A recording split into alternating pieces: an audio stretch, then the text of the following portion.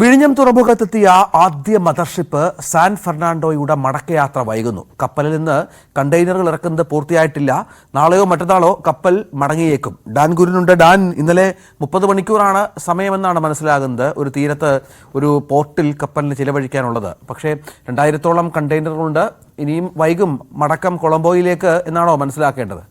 രഞ്ജിത്ത്, ഒരു ദിവസം കൂടി വൈകും എന്നാണ് നമുക്ക് ലഭ്യമാകുന്ന സൂചനകൾ. അതായത് 2000-ഓളം കണ്ടെയ്നറുകളാണ് അവിടെ നിന്ന് ബർത്തിലേക്ക് ഇറക്കാനുള്ളത്. പക്ഷേ അതിൽ ഏതാനും കണ്ടെയ്നറുകൾ മാത്രമേ കഴിഞ്ഞ ദിവസം ബർത്തിലേക്ക് ഇറക്കിയിരുന്നുള്ളൂ. ശേഷിക്കുന്നവ കൂടി ഇറക്കി ഇവിടെ നിന്നും പോകാൻ ഒരു ദിവസം കൂടി കാലതാമസം ഉണ്ടാകുമെന്നാണ് ലഭ്യമാകുന്ന സൂചന. അമേരിക്കയിലേക്കാണ് ഇവിടെ നിന്ന് ഈ സാൻ ഫെർണാണ്ടോ കപ്പലിന് പോകാനുള്ളത്. ചൈനയിലെ സിയാൻമെൻ തുറമുഖത്ത് നിന്ന് ഈ ചരക്കുകളുമായി പുറപ്പെട്ട കപ്പലാണ് വിഴിഞ്ഞത്തേക്ക് കഴിഞ്ഞ ദിവസം എത്തിയത്.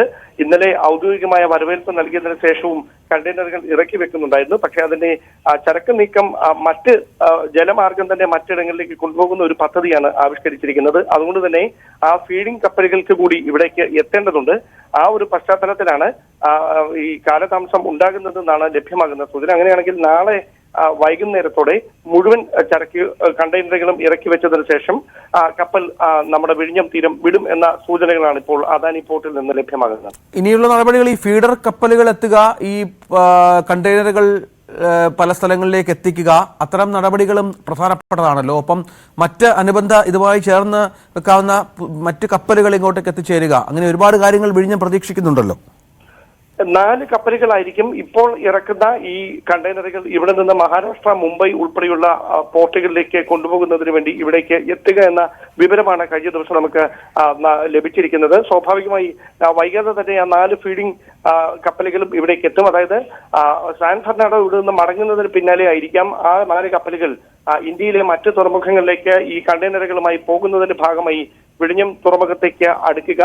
തുടർന്നായിരിക്കും അടുത്ത ഒരു കപ്പൽ കൂടി 400 കണ്ടെയ്നറുകളുമായി വീണ്ടും വൈകാതെ തന്നെ എത്തും എന്ന സൂചനകൾ ലഭിക്കുന്നുണ്ട്. എന്തായാലും 2 മാസത്തിനകത്ത് 2 മദർഷിപ്പുകൾ കൂടി ഇവിടേക്ക് എത്തുകയാണ് എന്നാണ് അനൌദ്യോഗികമായി ലഭ്യമാകുന്ന സൂചനകൾ. വിഴിഞ്ഞത്ത് എത്തിയ കപ്പലിന്റെ മടക്കയാത്ര വൈകുന്നു. മറ്റൊന്നുമല്ല, കാരണം ഈ കൂടുതൽ കണ്ടെയ്നറുകളുണ്ട്.